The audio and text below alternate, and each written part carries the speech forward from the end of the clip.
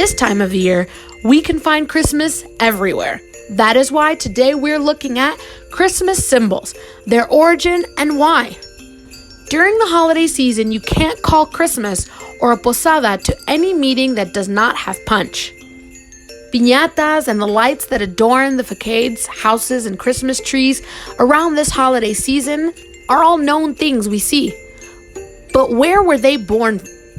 For example, punch is not only traditional for Mexico, but it is enjoyed around different countries around the world. It is for this reason that we will tell you a little more about its history and how it got here. Punch traces its history to India. Since its name in Sanskrit is pink, it's translated into Spanish as cinco. That refers to its 5 original ingredients, which were alcohol, sugar, water, lemon, and tea, or different spices. This drink was brought by the sailors of the fleets of the British East India Company to England.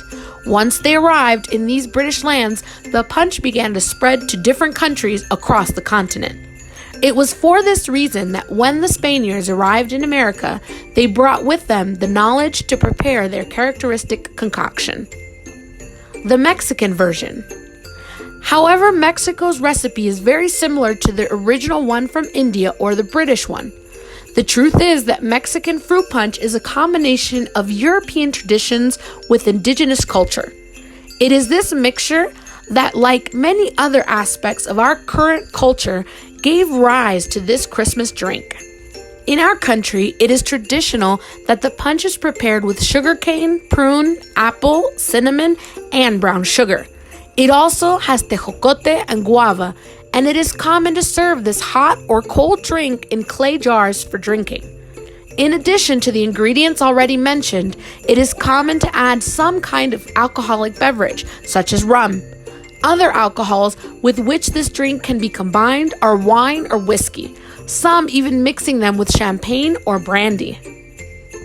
The origin of Christmas cards.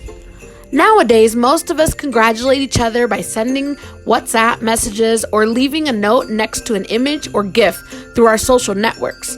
But until practically a decade ago, the same thing was to do it by sending a Christmas card by post.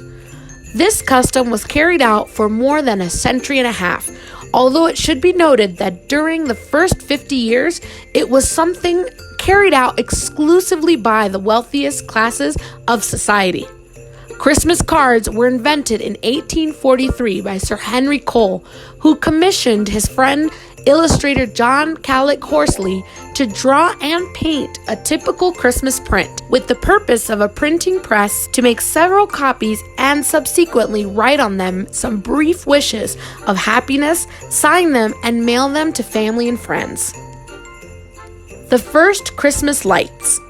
The first Christmas lights appeared just 3 years after Thomas Edison patented the incandescent carbon filament lamp that he would successfully market and that we know as a bulb.